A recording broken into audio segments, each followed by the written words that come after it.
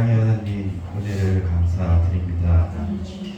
하나님의 크신 은혜로 오늘도 귀한 주일을 허락하시고 하나님을 찬양하고 예배하는 자리로 우리를 인도하여 주심을 감사드립니다.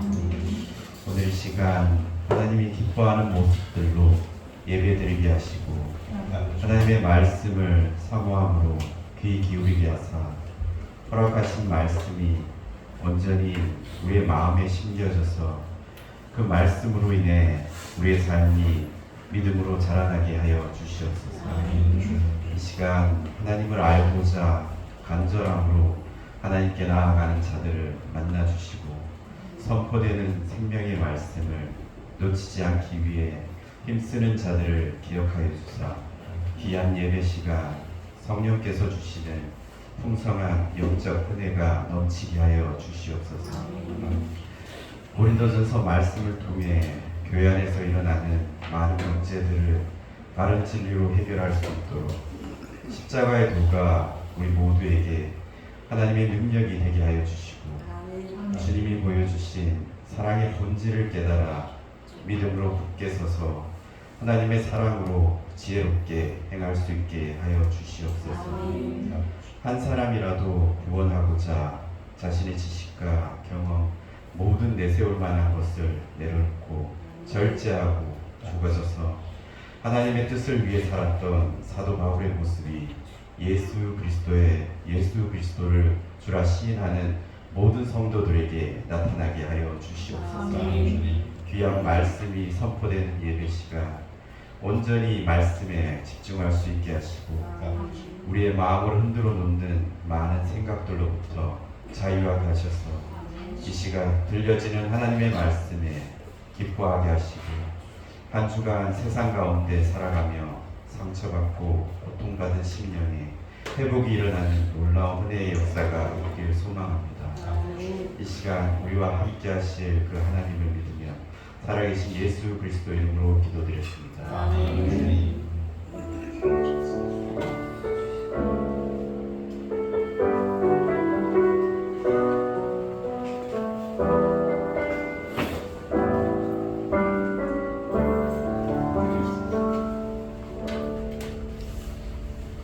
이 시간 오늘은 하나님의 말씀 공독해 주겠습니다.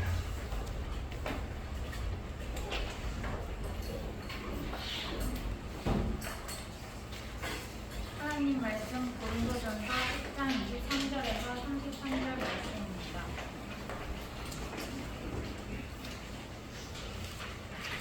모든 것이 가하나 모든 것이 유익한 것은 아니요 모든 것이 가하나 모든 것이 덕을 세우는 것은 아니니 누구든지 자기의 유익을 구하지 말고 남의 유익을 구하라. 그 시장에서 파는 것은 양심을 위하여 묻지 말고 먹으라. 이는 땅과 고기 충만한 것이 주의 것임이라. 불신자 중 누가 너희를 청할 때 너희가 가고자 하거든 너희 앞에 차려놓은 것은 무엇이든지 양심을 위하여 묻지 말고 먹으라. 누가 너희에게 이것이 재물이라 말하거든 알게 한 자와 그 양심을 위하여 묻지 말라. 내가 말한 양심은 너희의 것이 아니요 남의 것이니 어찌하여 내 자유가 남의 양심으로 말미암아 판단을 받으리요. 만일 내가 감사함으로 참여하면 어찌하여 내가 감사하는 것에 대하여 비방을 받으리요. 그런즉 너희가 먹든지 마시든지 무엇을 하든지 다 하나님의 영광을 위하여 하라. 유대인에게나 헬라인에게나 하나님의 교회에나 거치는 자가 되지 말고 나와 같이 모든 일에 모든 사람을 기쁘게 하여 자신의 유익을 구하지 아니하고 많은 사람의 유익을 위하여 그들로 구원을 받게 하라. 아멘.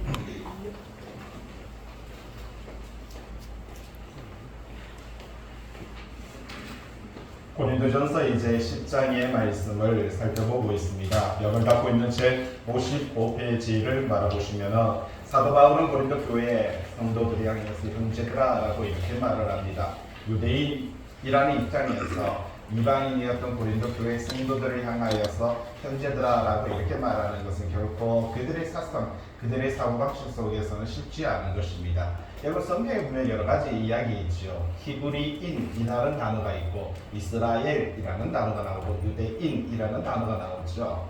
그런 여러 가지 배경들이 있습니다. 아브라함이 한번 지도를 보시면은 갈대아 우르에서 유프라테스 강을 지나 하란이라는 곳을 건너서 이곳을 지나서 이 이스라엘 땅까지 오게 됩니다. 이 가나안 땅이죠. 실질적으로는 이스라엘하고 가나안, 셈, 함, 야벳 족속, 함 족속에 안에 있었던 가나안 족속들이, 그러니까 동생의 족속들이 살고 있었던 가나안 땅이었습니다. 자, 그런데 여기서 유프라테스 강을 건넌다는 단어를 이브리라고 해서 건너온 사람들, 그래서 히브리족이라고 하는 단어가 생깁니다. 그래서 아브라함 시대에 만들어지는 단어가 히브리 사람, 그래서 이브리 하다 보니까 히브리가 되고, 그래서 이브리 족속이 됩니다.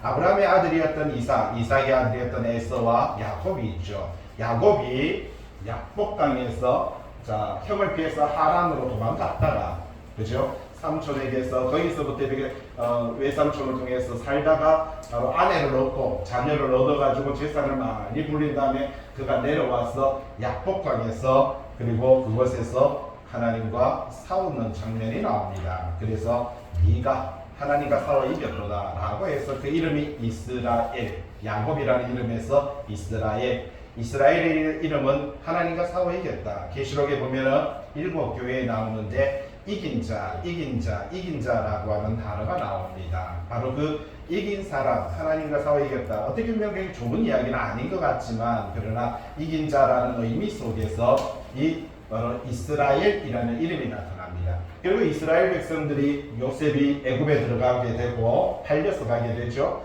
나머지 70명의 형제들이 요셉을 따라서 애굽에 들어갑니다. 400년이라는 세월을 보내죠. 그리고 그 12족속이 출애굽을 합니다. 원래는 실질적으로 여기서 바로 이쪽으로 갈 수가 있었지만 그들이 불순종합니다. 오늘 말씀에도 그 불순종한 내용이 좀 나옵니다. 그런데 그들이 불순종함을 통해서 이쪽으로 이렇게 시내산을 돌아서 여기서 갑니다. 저는 이렇게 출애굽기를 공부하기 전에는 이들이 와가지고 이 사막 사우디아라비아 쪽으로 빙빙 돌아가는 줄 알았습니다. 그게 아니라 출애굽기를 보니까 여기서 와서 요 정도로 와서 여기서 빽빽빽 여기서만 돕니다.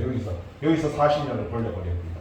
그래서 하나님께서 이곳에서 40년을 돌리는 그 과정, 그리고 이들이 결국은요 이 요단강을 건너서 가나안 땅에 들어가죠. 그 들어갈 때 예루살렘 쪽에 땅을 배분받는 게 유다의 후손들이 예루살렘 쪽에 배분을 받고, 그 유다 민족을 통해서 다윗이 태어나고, 그걸 통해서 그 유대인이라고 하는 단어가 만들어지는 것입니다. 그러니까 넘어왔다 이브리, 야곱이 하나님 이겼다 이스라엘, 그래서 유다 민족에서 이제 유대인, 이 세 가지 단어가 성경에 나타나는 것을 볼 수가 있는 것이지요. 그래서 우리가 보다 보면 도대체 이 말은 뭐고 저 말은 뭐고 우리가 헷갈릴 때가 많은데, 방금 정리해 드렸듯이 그러한 내용들입니다. 그런데 이 이스라엘 백성들이 지금 뭐라고 말합니까? 고린도 사람들에게 바울은요 형제들아라고 그렇게 말을 하고 있습니다. 그러면서 참 희한한 이야기를 합니다. 1절에 보세요.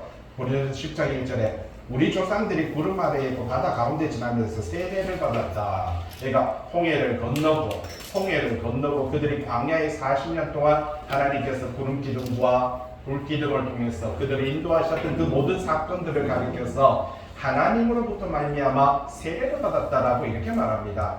여러분, 우리가 이 땅에서 삶을 살아가다가 예수를 믿고 교회에 와서 세례를 받는 행위는요 정말 중요한 행위입니다. 여러분, 결혼도 있고 결혼식도 있다고 말씀을 드렸죠. 왜 결혼식이 중요합니까? 결혼식은 사람들 앞에서 선포하는 거죠. 이제 결혼 생활을 잘 살기 위한 선포 의식이 바로 결혼식입니다. 세례식은 바로 그와 같은 겁니다. 내가 성도로서 성도의 삶을 살아가기 위해서 사람들 앞에 이제 그리스도인이 되었습니다 라고 하는 것을 선포하는 것이 바로 이 세례식인 거죠. 이스라엘 백성들도 그렇게 세례식을 행했습니다. 홍해를 건너는 그 과정을 가리켜서 세례다라고 오늘 사도 바울은 그렇게 말을 하며, 광야에서 그들은 만나 신령한 음식을 못 얻고, 그리고 광야에서 그들은 반석에서 물을 먹었다. 그리고 그 모든 만나와 반석에는 배후에 예수 그리스도가 있다라고 하는 것을 4절에 이야기하고 있는 것을 볼 수가 있는 것이지요. 자, 하나님의 백성입니다. 하나님의 성도입니다. 하나님의 나라입니다. 그런데 56페이지 메뉴에 보세요. 그들의 다수를 하나님이 기뻐하지 아니하셨다.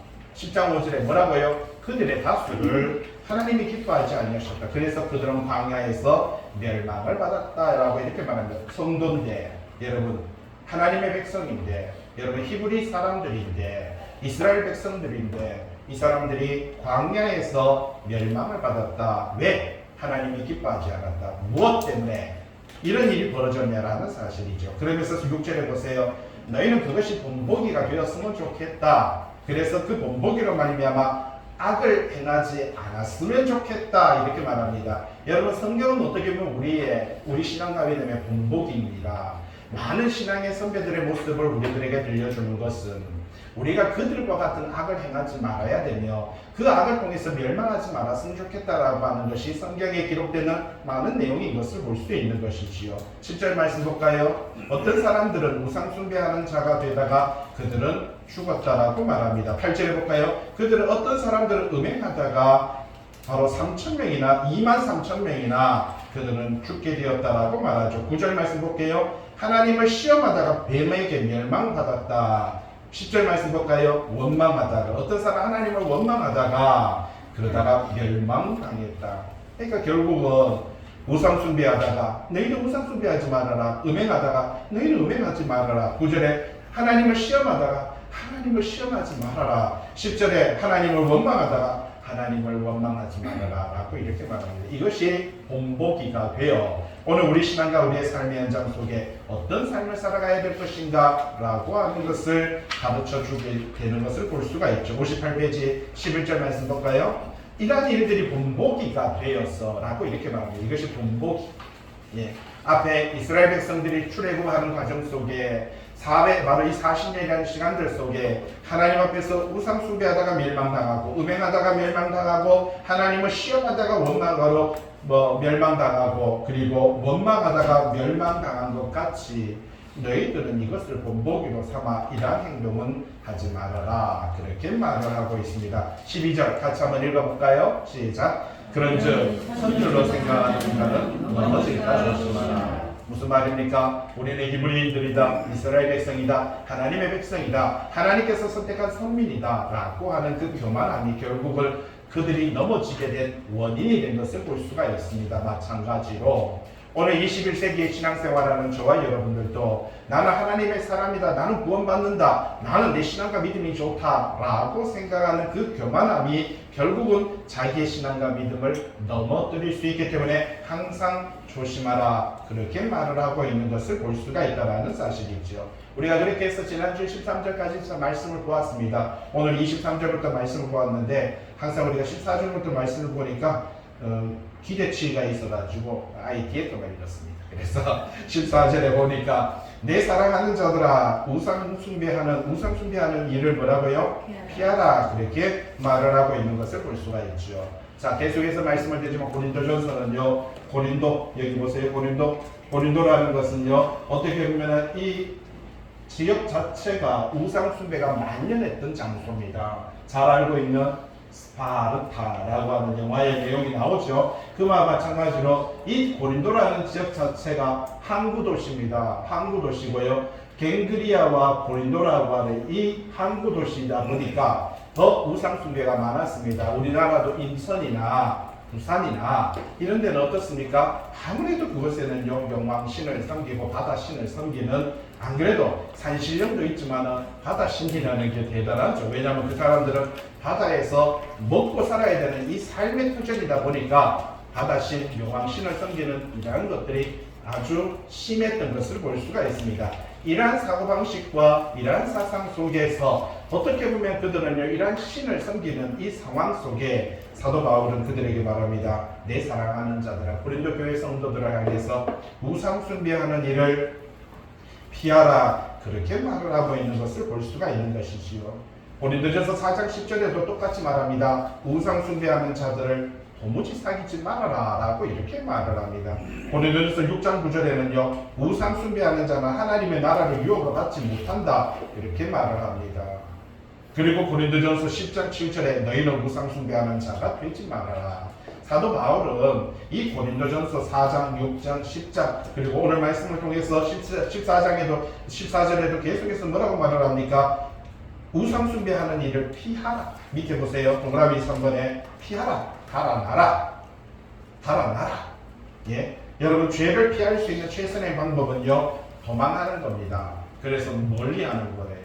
가끔 우리는요 시험하죠. 지난주에도 말씀을 드렸지만 하나님께서 고린도 성도들이 그런 생각을 가졌어요. 우상 숭배하는 그 장소에 가가 하나님께서 나를 이곳에서 구원하는가 한번 보자. 시험하는 거예요. 그리고 내가 그 술을 마시고 우상 숭배 제물을 먹고 내가 거기에 빠져서 음행을 하고 이렇게 해도 하나님께서 나를 구원하나 안 구원하나 한번 보자. 여기 하나님을 시험한 거예요. 가끔 신앙생활하면서 믿음 생활하면서 세상적인 행동을 하면서 하나님께서 나를 때리나 안 때리나 한번 보자. 맞아 죽습니다, 여러분. 보세요. 여기서 얼마나 많이 맞아 죽었는지 여기 이야기하잖아요. 우상 숭배하다가 그들은 멸망했고 8절에 음행하다가 23,000명이 죽었고 시험하다가 뱀에게 멸망했고 그 다음에 원망하다가 바로 멸망했고 많이 죽었습니다, 여러분. 많이 죽었어요. 근데 자꾸 자기는 안 죽는다고 생각합니다. 어제 우리 예진이가 병원에서 응급실에서 오늘 오랜만에 이게 CPR 했다고 이거 CPR 했다. 근데 그 사람은 살아나서 다른 병원에 갔다고 그러는데 김창훈 선생님 이게 응급하시면 알잖아요. 이야기하시는데 저도 이렇게 듣고 알았어요. 100명의 사람이 심장마비가 오는데 100명 중에 실질적으로 사는 사람은 한 4명에서 6명밖에 안 된다는 거예요. 나머지 95명 정도는 그냥 다 죽는데요. 그래서 예시도 많은데 응급실에 들어와서 CPR을 하는데도 그 중에도 죽는 사람이 대부분이고 겨우 한두 사람은 운 좋게 살아난다는 거예요. 우리가 방송에 보면은 뭐 길 가다가 넘어져가지고 CPR하고 살아났다, 식당에서 넘어져가 마침 그 가운데 경찰이 있고 소방관이 있었고 CPR하고 살아났다. 이건 뉴스들입니다. 100명 중에 1명 살아났기 때문에 뉴스가 되는 거지. 100명 중에 100명 다 살면 뉴스가 안 되는 거예요. 거의 1명, 2명 살아나는 것은 정말 운 좋게 살아나는 것이다라는 것입니다. 자, 오늘 내 사랑하는 자들은 우상 숭배하는 일을 피하라. 성경은 그렇게 말합니다. 여러분 시험하지 마세요. 하나님을. 내가 사나 죽나 왜 한번 두고 봅시다 라고 하다가 맞아 죽습니다. 진짜. 그런 일을 하지 말아야 된다라는 겁니다. 59페이지 한번 볼까요? 거기에서 뭐라고요? 달아나 멀리 떠나라. 59페이지 15절. 나는 지혜 있는 자들에게 말한 것 같이 하노니 너희는 내가 이르는 말을 스스로 판단하라. 너희는 지혜 있지 않냐? 총명함이 있지 않느냐? 너희가 하나님의 말씀 앞에 서 있지 않느냐? 그렇기 때문에 내가 너희들에게 말한다. 너희는 내가 이르는 말을 스스로 판단해라.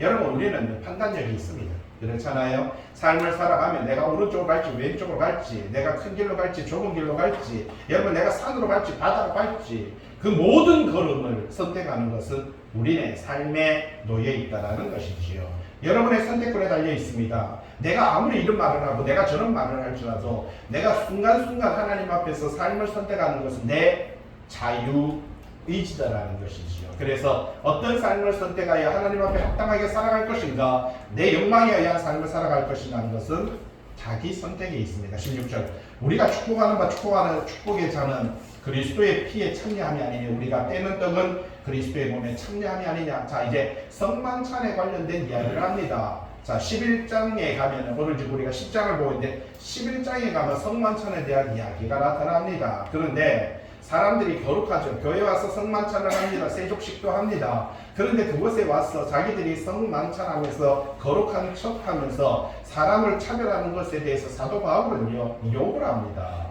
아예 11절에 보시면 11장에 넘어가면은요 너희가 막말 좀 할게요. 처먹으려고 여기 왔느냐 라고까지 합니다.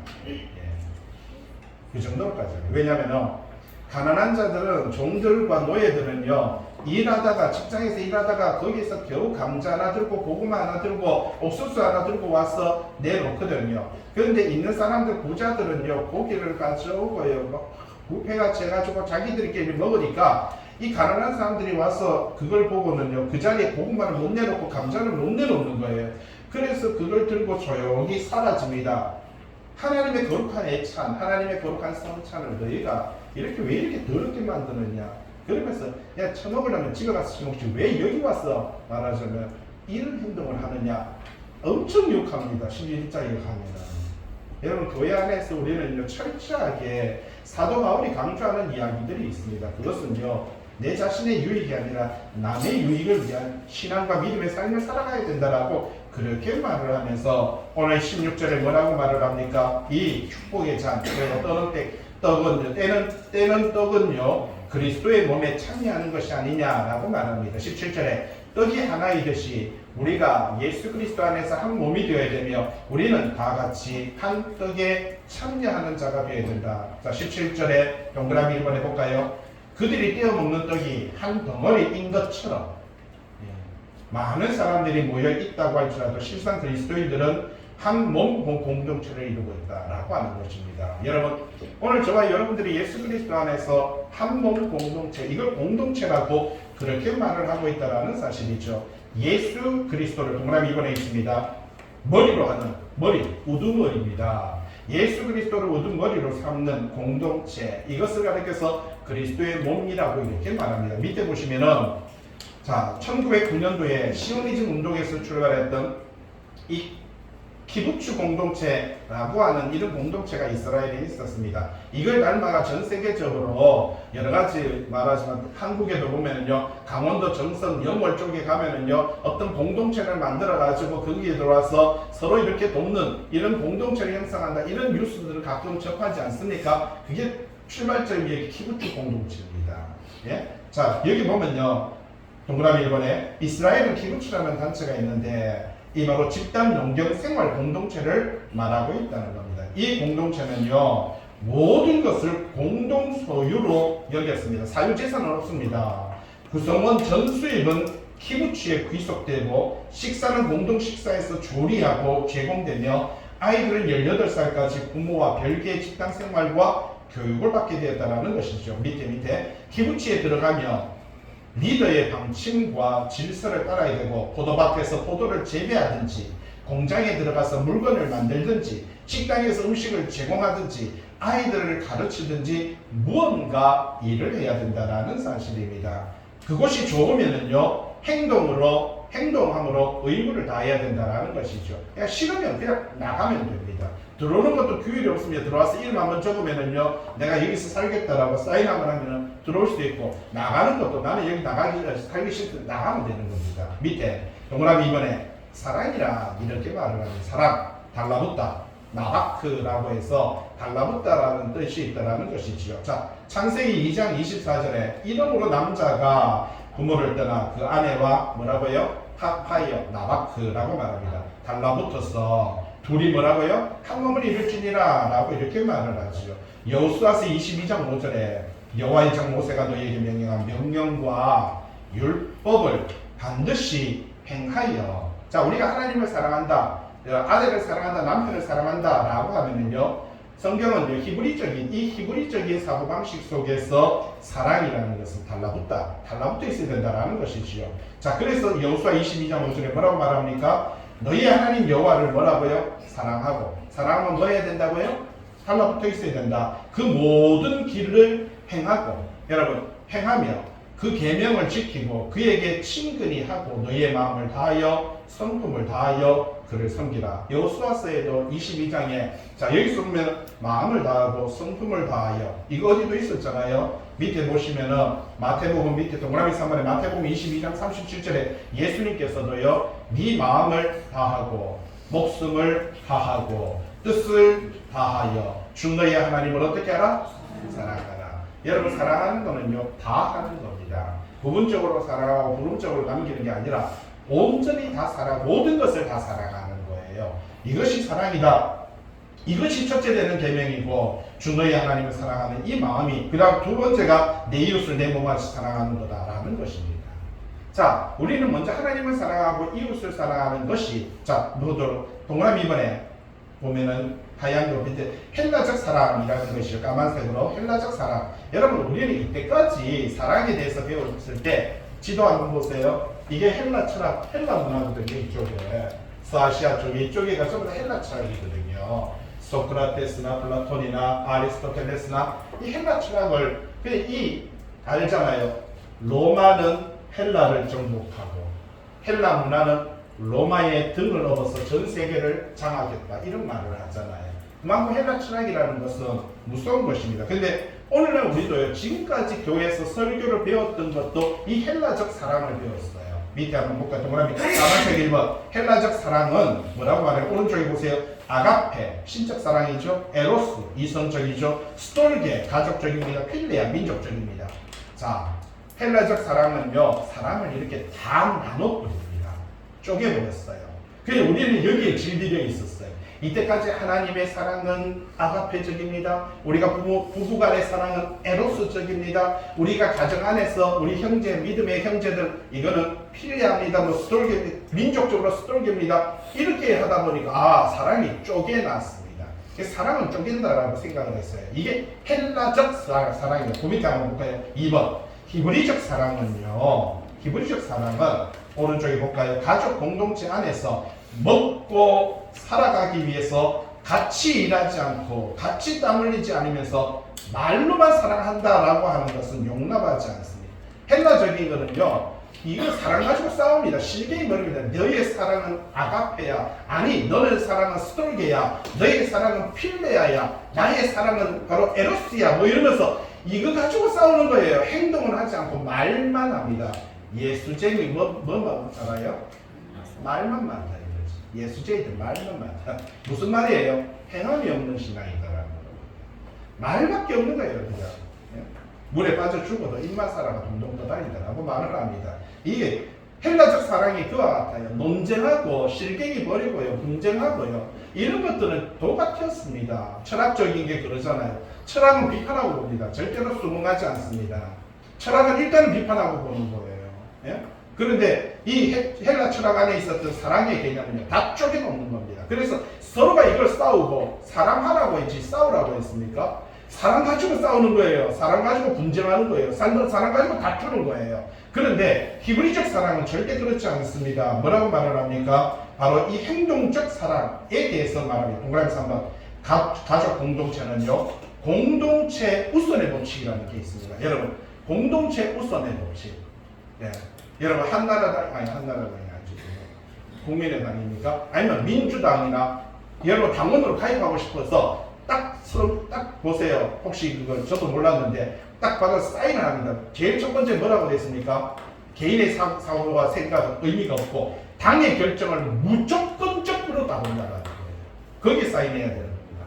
그러니까 내가 대구 출신이라서 아니 저 사람은 누구는요 대구 여군데 대구 출신인데 왜 저렇게 저쪽에서 저렇게 하지? 아닙니다. 대구 출신이라고 해도 상관없고요. 광주 출신이라고 해도 국민의힘에 들어오면은요, 이 국민의힘에서 사상을 따라야 되는 거고, 대구 출신에도 민주당에 들어가면은 그쪽의 사고와 그쪽의 틀을 따라야 되는 거예요. 거기에 수긍하지 않으면 바로 제명시킬 수 있다는 게 거기에 첫 번째 사인하는 겁니다. 바로 여기 똑같아요. 가족 공동체 우선의 법칙이 있다는 것입니다. 개인은 모든 것을 공유하고 협력하고 희생하며 공동체 리더의 말과 뜻을 따라가야 된다는 것이죠. 동그라미 4번 해볼까요? 히브리적 개념에서 하나님을 사랑한다. 그래서 부모를 사랑한다. 공동체를 사랑한다. 남편을 사랑한다는 말은 첫째는요, 달라붙어서 그 부모의 결정을 따르며 원하는 대로 행동하고 원하지 않는 것은 하지 않는 이런 사고방식을 가리켜서 성경적으로 히브리적 사고방식이다, 사랑이다라고 그렇게 말을 합니다. 그래서 밑에 마태복음 22장 37절에 뭐라고 말하면 예수님께서는요, 예수님께서 마태복음 뭐라고 네 마음을 어떻게 해요? 다 하고 쪼개가고 네 가지 쪼개가지고 요래할까 저래 다 하고 뜻을 목숨을 다 하고 그 다음에요 뜻을 다 하여 주 너의 하나님을 어떻게 하라고요? 사랑하라. 그렇게 말을 하고 있는 것을 볼 수가 있죠. 자, 하나님은 그렇게 우리에게 사랑만 요구했겠습니까? 하나님도 사랑하셨어요. 어떻게 사랑하셨습니까? 뒤로 한번 넘겨보세요. 요한복음 뒤로 60페이지에 뒤쪽에 넘겨서 4번에 보세요. 요한복음 3장 16절에 하나님이 세상을 뭐라고요? 이처럼 사랑하사. 하나님이 세상을 사랑해서 어떻게 사랑했어요? 독생자를 주셨으니. 그분도 우리를 사랑하셨는데 내가 너희를 사랑해. 말로만 한 게 아니고 우주를 만들고 지구를 만들고 에덴 동산을 만들고요.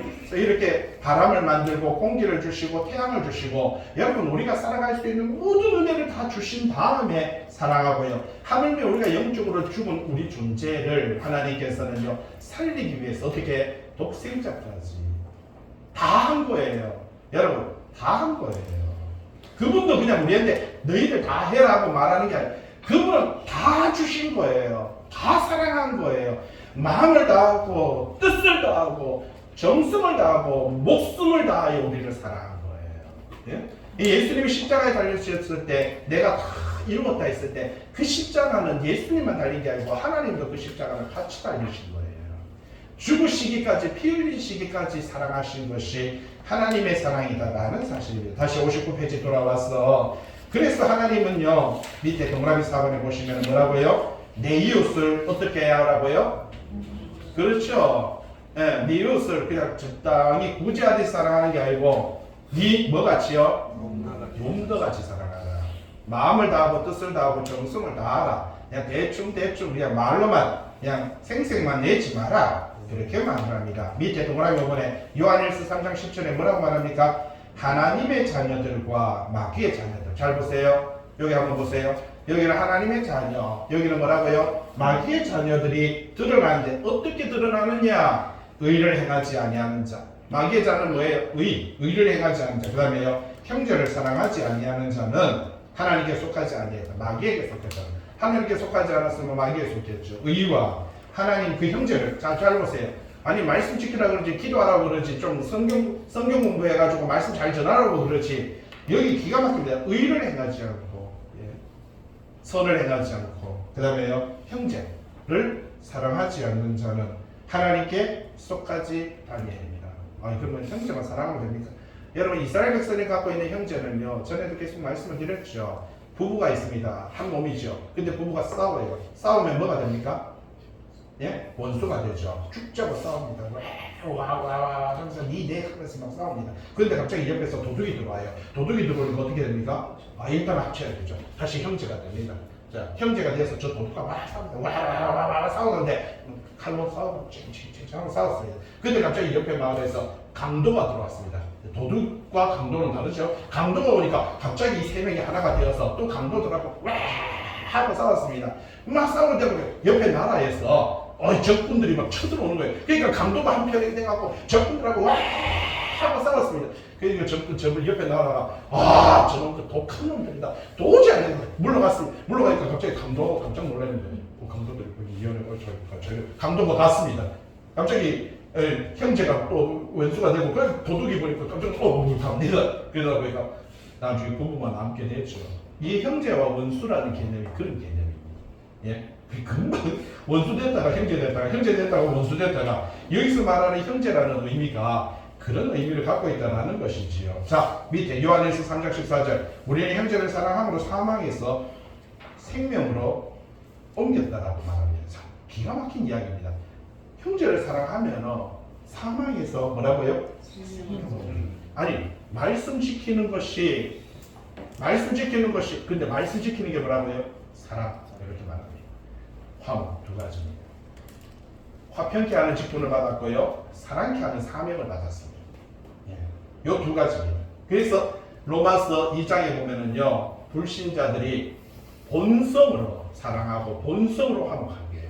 그 사람들은 자신의 양심과 자신의 본성과 자신의 생각으로 그것이 구원의 지표가 된다라고 그렇게 말을 하죠. 요한일서 3장 14절, 3장 17절 누가 이 세상의 재물을 가지고 이 세상에 이제 실질적으로 갑니다. 형제의 궁핍함을 보고 도와줄 마음을 닫으면 스스로 닫는 거예요. 내가 스스로 받고 내가 스스로 마음을 닫아요. 하나님의 사랑이 어찌 그 속에 거하겠느냐. 자녀들아 우리가 말과 혀로만 사랑하지 말고 뭐라고요? 행함과 진실함으로 하자. 말로 말할 수 있습니다. 사랑해 사랑해. 사랑에는 동그라미 3번 밑에 맨 밑에 사랑에는 뭐라고요? 실제적 행동이 요구된다. 뒤로 넘겨서 자녀들과 똑같이 말과 혀로만 사랑해 행함과 진실함으로. 자, 요한복음 15장에 내 안에 거하라. 나도 너희 안에 거하리라 라고 이렇게 말하죠. 아버지께서 나를 사랑하신 것 같이 나도 너희를 사랑하시니 나의 사랑 안에 거하라 라고 말하면서 하나님께서 세상을 이렇게 사랑하셨다 그렇게 말합니다. 밑에 동그라미 5번 밑에 동그라미 1번 히브리적 사랑은 행동으로 옮겨야 내가 너를 사랑해. 잘 보세요. 내가 너를 사랑해. 여보 사랑해 라고 하면서 그 다음 읽어볼까요? 시작. 내 생각대로 너를 사랑할 거야. 그러면 그것은 사랑이 아니거든요. 여러분 사랑을 하면 항상 상대에게 유익하고 상대에게 대상이 원하는 것을 행동으로 옮겨야 된다는 사실이죠.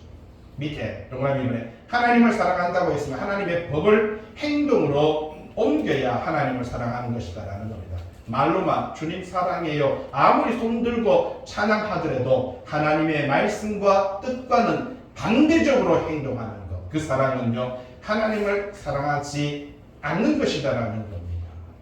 믿음이라는 게 뭡니까? 밑에 한번 보세요. 믿습니까? 믿습니다 라고 하더라도요 과연 이게 믿음이냐라는 거예요. 믿는다고 말하는 것이 믿음이냐? 아니라는 것이죠. 믿음에는 뭐가 따른다고요? 행동이 따른다라는 사실입니다. 밑에 야고보서 2장 14절 형제들아 사람이 믿음이 있노라 하고 뭐가 없으면 행함이 없으면 무슨 유익이 있으려 그 믿음이 자기를 구원하겠느냐. 히브리적 믿음은요 이 아멘 바로 동의하고 믿습니다 그렇게 하는 걸로 끝나는 것이 아니라 믿음과 동시에 의무라고 하는 것이 있다는 사실이죠. 여러분 사랑은 의무 그리고 믿음은 바로 권리가 강조가 되는데 여기서 말해주는 것이 뭡니까? 하나님의 우리가 믿는다는 것은 의무라면요 권리가 한 가지 있습니다. 그게 맨 밑에 보세요. 하나님의 공동체에 들어가고 하나님의 공동체에서 누릴 수 있는 것 여러분 우리의 권리가 한 가지 있습니다. 내가 믿게 되면 의무인데 권리 그게 바로 기도라고 하는 권리를 소유하게 된다는 사실이죠. 하나님의 백성이 가장 큰 권리는요 기도하는 권리입니다. 이게 대단한 거예요. 맨 밑에 뭐라고? 하나님 저 이거 필요해요. 하나님 너무너무 힘들어요. 하나님이 도와주세요. 여러분 우리가 기도하며 그 권리가 주어지는 거예요. 믿음에서는요 이 믿음의 의무를 가지고 이 권리를 가지고 기도하는 거예요. 그러면 하나님께서 너 기도한 것을 응답해 주겠다라고 하는 것입니다. 여러분 믿음의 의무를 행하지 않고 기도의 권리만 주장하면 그래서 기도의 응답이 되지 않는 거예요. 예? 믿음의 의무가 먼저 따른다라는 사실입니다. 여러분 옛날에 한때 가수 중에 진우션이라는 친구 잘 아시죠? 우리 시대입니다. 우리 시대 우리 친구 젊은 친구들은 잘 모를 텐데 그 결혼했습니다. 부인 이름이 정혜영인가요? 예. 그렇죠? 그런데 참 그들이 처음 아기를 낳고 백일잔치인가 돌잔치가 이렇게 하는데 돈이 그 잔치를 하기 위해서 돈을 쓰려고 하다가 돌잔치를 안 하고 그 돈으로 기부를 합니다. 예? 그리고 지금 200명 정도의 아이들의 엄마와 아빠의 역할을 해주고 있다고 합니다. 그죠? 그리고 CF나 여러 가지 자기들이 전세를 살지언정, 그죠? 전세를 살지언정 수익금의 대부분이 그리고 매일 만 원씩을 저축을 해요. 전에는 서울에서 부산까지 자전거 마라톤 하면서 기부금을 모아서 또 그리고 요양원을 건립하고요. 아동복지회를 전달하고 여러 가지 돈을 가지고 그렇게 수입을 가지고요. 많은 사람들에게 그렇게 섬기는 모습을 볼 수가 있었습니다. 이 사람이 이렇게 강의를 하면서 말했습니다. 세상에서 가장 멋진 남자는 누구일까요? 그러니까 학생들이 션이요라고 말했습니다. 그러니까 이 션이 그렇게 말합니다. 자기 여자를 세상 모두가 부러워할 만큼 행복하게 하는 남자가 바로 세상에서 가장 멋진 남자입니다. 그렇게 말합니다. 이게 정혜영한테 물었죠. 어떻게 당신은 남편과 그렇게 알콩달콩 살 수가 있습니까? 라고 하니까 이 정혜영의 또 말이 또 가관입니다. 남편이 싫어하는 것은 절대로 하지 않습니다. 예. 남편이 좋아하는 것을 하는 게 아니라 남편이 싫어하는 것을 하지 않는다는 거예요. 그것이 우리 가정을 지켜왔던 힘입니다. 라고 이렇게 말합니다. 여러분 히브리적인 사고방식이 그와 같습니다. 내가 사랑하면 여러분 거기에 달라붙어서 그 말씀에 순종해야 되지만 그러나 하나님이 원하지 않는 것, 그죠? 하나님이 싫어하는 것을 하지 않는 것이 바로 히브리적 사랑이다라는 사실이죠. 60페이지에 18절 볼까요? 육신을 따라 난 이스라엘을 봐라. 재물을 먹는 자들은 제단에 참여한 자들이 아니냐라고 이렇게 말. 육신을 따라 자기들은 아브라함의 후손이다, 아브라함의 백성이다 이렇게 말하는 이스라엘 봐라. 예? 그런데도 불구하고 그들은요 송아지를 만들고 재물을 받고 우상을 숭배하면서 그렇게 살았지 않느냐라고 이렇게 말하는. 그리고 재물을 먹는 자들이 제단에 참여하는 자들이 아니냐라고 그렇게 말합니다. 여러분 동그라미 이번에 한번 볼까요? 18절에 유대인들은요 하나님께 제사를 드릴 때 남은 고기들은 제사장들이 나누어 먹었다라는 것입니다. 그래서 고린도 교인들이 우상 축제에 참여하는 재물을 먹는 것은 결국 너희들은 우상 숭배하는 행위가 되지 않느냐 그렇게 말을 하고 있습니다. 19절 그런즉 내가 무엇을 말하느냐 우상의 제물은 무엇이며 우상은 무엇이냐. 전에도 한번 우상의 제물에 대해서 우리가 고린도전서 8장을 할 때 우상 제물에 대해서 말했습니다. 우상의 제물을 먹는 일에 대해서 우리가 우상은 세상에 아무것도 아니다. 하나님은 한 분밖에 없다. 이런 신앙과 믿음 가지고 나는 우상을 제물을 먹어도 괜찮아 라고 말하겠지만 20절 말씀 보세요. 이방인이 제사하는 것은 귀신에게 하는 것인데 하나님께 제사하는 것이 아닌데 나는 너희가 귀신과 교제하는 자가 되기를 원하지 않는다. 자, 이방인들이 제사하는 건 귀신한테 하는 것이다. 그런데 사도 바울은 그래도 우상의 제물을 먹는 것은 그건 문제가 되지 않아. 그러나 오늘 여기서 말하고자 하는 게 있습니다. 혹여나 네 옆에 믿음이 약한 자가 네가 우상의 제물을 먹는 것 때문에 그 사람이 믿음이 약한 자가 그것 때문에 시험에 든다면 너는 먹지 마. 나는 안 먹어. 이렇게 말을 하는 거예요.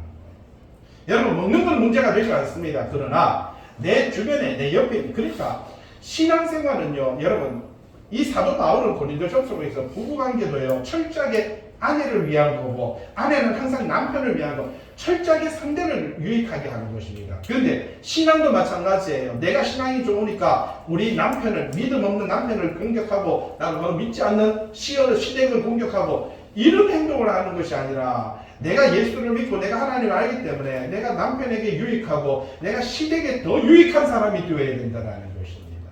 그런데 우리는 이것은 무슨 잣대이냐 칼날이냐 예? 뭐 무슨 제사 안 드린다 뭐 안 한다 이런 행동은 옳지 않다라는 사실이죠. 그걸 지금 지적하고 있습니다. 그러나 혹여나 네 옆에 있는 사람이 예? 자 21절 볼까요?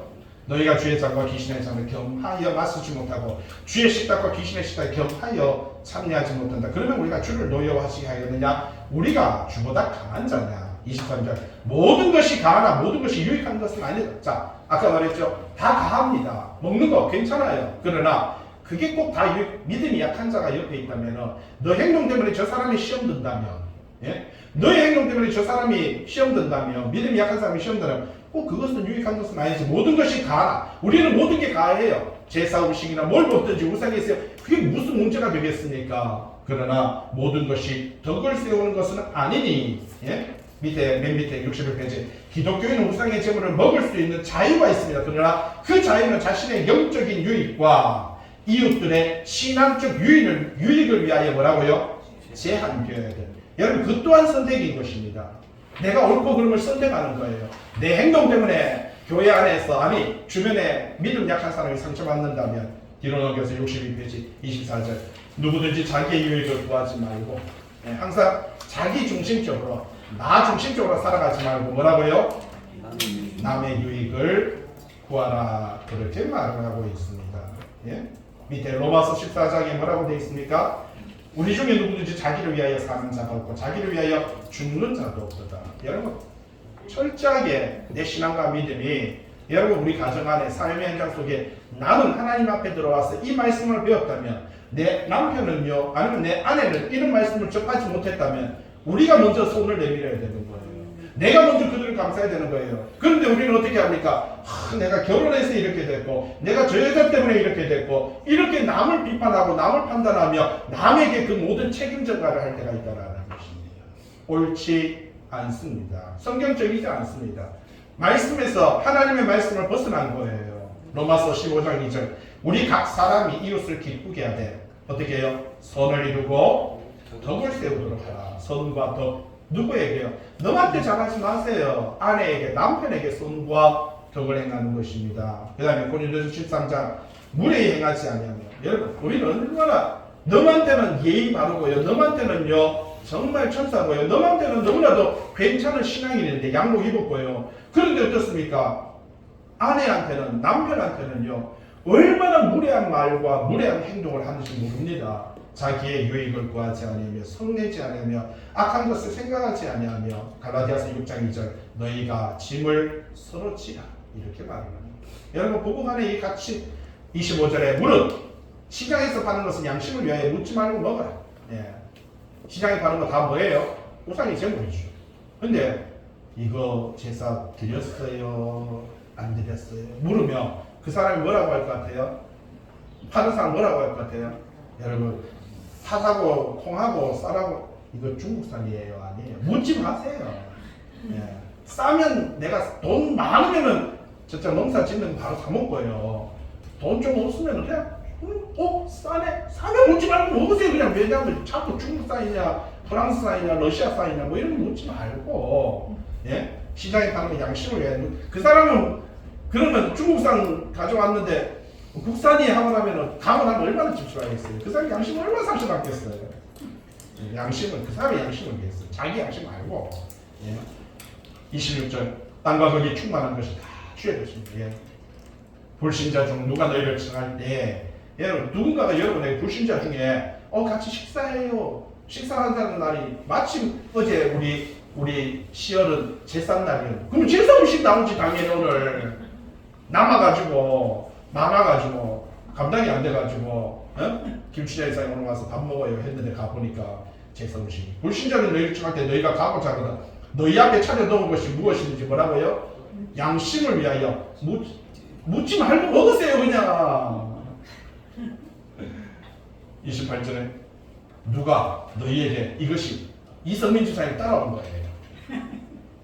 야 여보 저 제사 음식 한대 라고 말하면 28절에 알게 하자 이성민 주사님과 그 양심, 이성민 주사님의 양심을 위하여 먹지 말아라. 무슨 말인지 이해됩니까? 예, 여기서 철저하게 나 중심적으로 살지 말고 항상 상대에게. 그러나 음식을 준비한 사람이 있잖아요. 그 사람 앞에서 두 사람이 이러고 앉았으면요, 아니 오랜만에 밥 좀 먹자고 초대했다가 이게 뭘 우리를 괴물 보듯이 본다면. 29절에 내가 말한 양심은 너희 것이 아닙니다.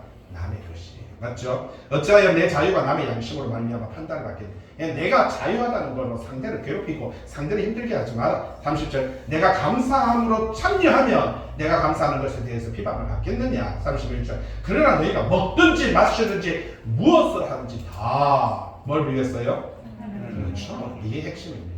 하나님의 영광을 위하여 하시기 바랍니다. 그러면은요 잘 소화됩니다. 예.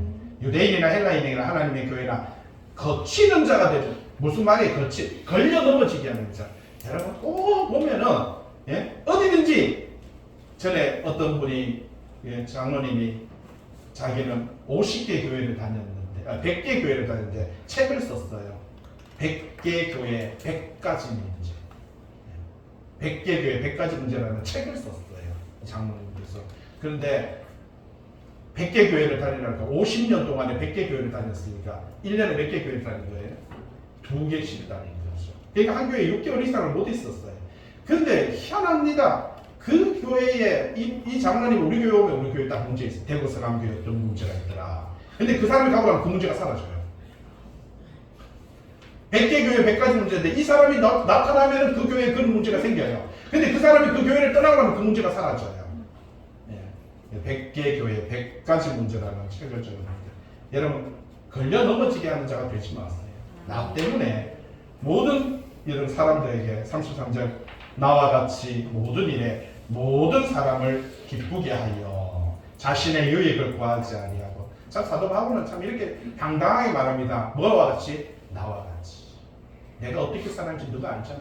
내가 고린도 너네들한테 지난 3년 동안 내가 어떤 모습을 보여주는지 너가 나와 같이 모든 일에 사람을 기쁘게 하여서 자신의 유익을 구하지 아니하고 많은 사람의 유익을 구하여 그들로 구원을 받게 하라. 이렇게 말합니다. 여러분 이런 신앙의 소유자가 되시기 바랍니다. 이런 신앙과 이런 믿음의 소유자 저와 여러분 되시길 주님의 이름으로 부탁드립니다.